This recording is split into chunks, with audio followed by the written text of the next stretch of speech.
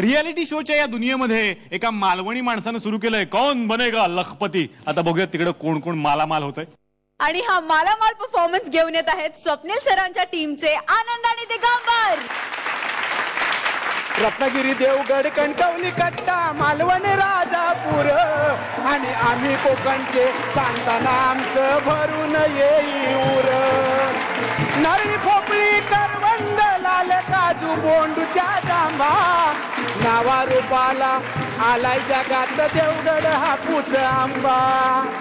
खर्च खावळा वाळयथी गुर चवीला मळवा मासा आणि आवळे त्रिफळा रातांबे घालून चाकावा बांगड्याचा रसा.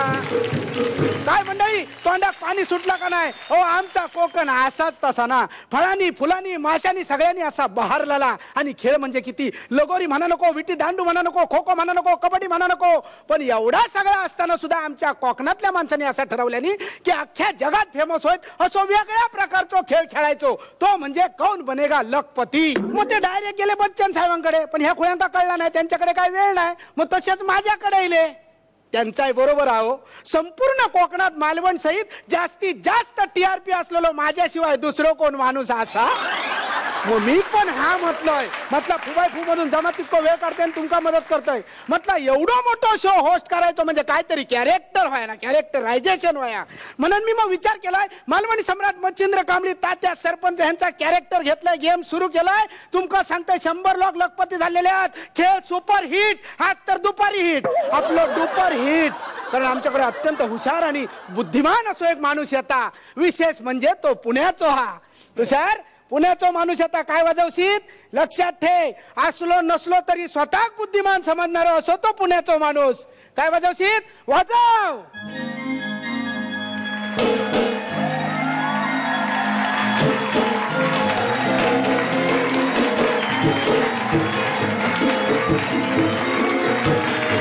अरे वा ती ढोलकी आणून माझ्या कपाळावर फोड. अरे मेल्या पुण्याचा बुद्धिमान माणूस हा. वाजाय. श्री गणराज नर्तन करी आम्ही पुण्याचे बामन हरी. वाजाय. श्री गणराज नर्तन करी आम्ही पुण्याचे बामन हरी. हा काय करतो इथे? हा काय करतो इथे? ए घुम्या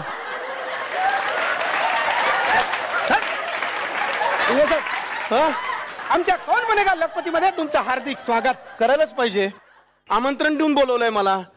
नाही स्वागत करायलाच पाहिजे. बोला. बरोबर. मी तुमका काही प्रश्न विचारू? नको म्हणलं मी. नको. असं का आमच्या खेळाची पद्धत असा करू नको. एक तरी विचारताय ना. म्हणजे विचारणारच आहात ना. मग परवानगी कशाला घेताय? चला विचारा. चला.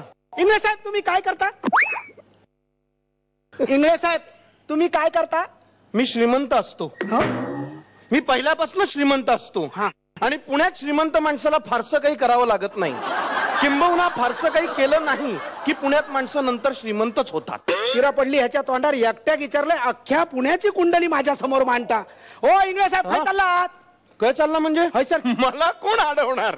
पुण्याचा माणूस आहे मी. मला कोण अडवणार आहे? हय सर खेळ चालू हा. तू उठ. मला बसायचं. चल उठ उठ. हो खेळ चालू हा ना. मग काय खेळ? तू एकटा खेळ. हवा तेवढा खेळ. हो मी एकटो कसं खेळतो? तुम्ही लागता या पटकन आहे सर. असं काय करता? बस थोडा वेळ. त्याच्यानंतर मी येतो. बसतो. मी आल्यानंतर उठ. तू पाय तसंच ठेव. बोल. बरं आता खेळात सुरुवात करूया. हा चला करा. हा कॉम्प्युटर. हा कॉम्प्युटर भाऊ शिरपुढे हो झोपलो काय काय? अरे देवा. तुमका सांगते रोज सराचो भात आणि 2 सुरमई खाऊन येऊ कामाच्या वेळेत झोपता. अरे उठ खेळ सुरू झाला. उठ. उठे उठ. ढेकर काढल्यान म्हणजे उठलो. आता आपण खेळात सुरुवात करूया. हा बोला बोला. तर हो हा तुमचा प्रश्न पहिलो. हा प्रश्न पहिलो. क्रिकेट या खेळात जी ओव्हर टाकतात त्याच्यात एकूण किती बॉल टाकतात?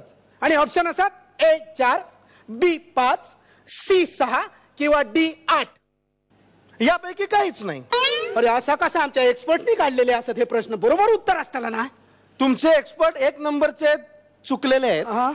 याच्यातलं काहीही नाही. या प्रश्नाचं उत्तर आहे 1 बॉल. कसा काय? कारण तोच बॉल 6 वेळा टाकतात. 6 वेळा वेगवेगळे बॉल टाकत नाही. नाही नाही नाही. त्यामुळे माझं उत्तर बरोबर आहे. जबरदस्त हुशार आहात, बुद्धिमान आहात. Correct. या उत्तरासाठी आनंदजींना मिळतायत 1000 रुपये. ठेव तुझ्याचकडे, श्रीमंत आहे मी. बरं, प्रश्न दुसरा विचारू का? विचारा. आता तुमच्यासाठी आहे प्रश्न दुसरा. हा,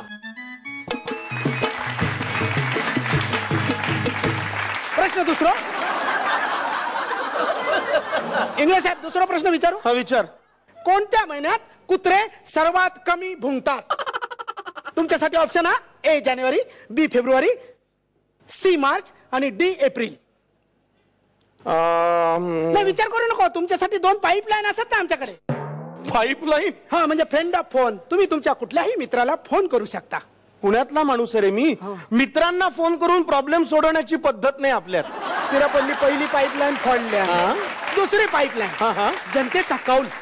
तू बरा आहेस ना? काय? इतका वेळ सांगतोय मी तुला, अपमान करतोय तुझा. मी पुण्याहून आलोय म्हणून.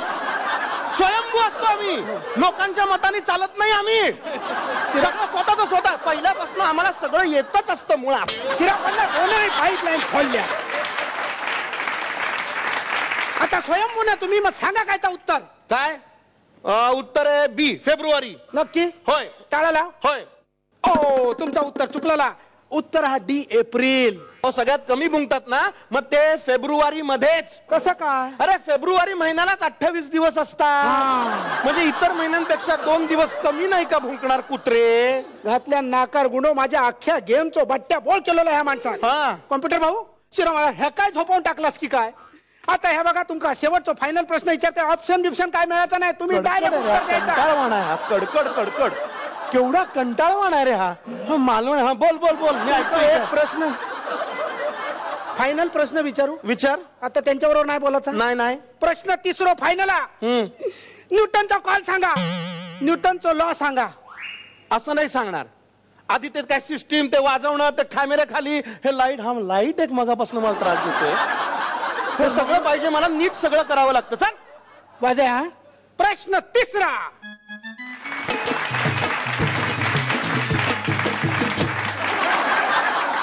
आणि तू रे वर हो जरा. बस तिथेच, थोडं इकडे, तिथेच थांब.